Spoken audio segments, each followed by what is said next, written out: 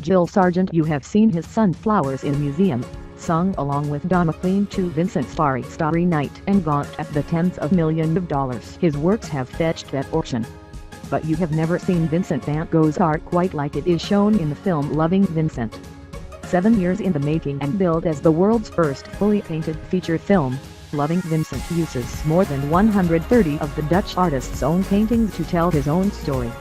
Each of the 65,000 frames of the animated independent film, created by Polish artist and animator Gogh, is an oil painting hand-painted by 125 professional artists who traveled from around the world to be a part of the project. It looks like something completely different, and that doesn't happen very often in our media-saturated world, said Hugh Welchman, who co-wrote and directed the film with Gogh. Loving Vincent, showing in limited release in New York and Los Angeles and arriving in Europe in October, was first filmed with actors playing some of the people Van Gogh captured on canvas. They include Saoirse Ronan as Doctor's daughter Marguerite Giache and Chris O'Dowd as postman Joseph Ruin, who walk through and inhabit his paintings as his story unfolds. Then came the hard part: finding and training the painters to reproduce Van Gogh's work. More than 4,000 artists from around the world applied for the job and 125 were chosen and put through 3 weeks training.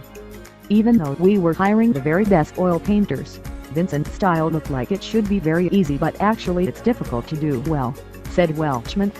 Even after training, there were still quite a few painters who really found it impossible to get to grips with his style, Welchman said. The $5.5 million production focuses on the last weeks of Van Gogh's life before his death in 1890 in France at age 37 from a self-inflicted gunshot wound. Welchman said the film has triggered some unusual responses. We've had a lot of people in tears at screenings. People are sending poems for making cakes with intricate Vincent paintings on a cake, he said. He and Gogh hope the film encourages audiences to discover more about Van Gogh. I'd like them to think there is more to his story than he went mad, cut off his ears, was a genius and did these incredibly colorful paintings that sell for lots of money.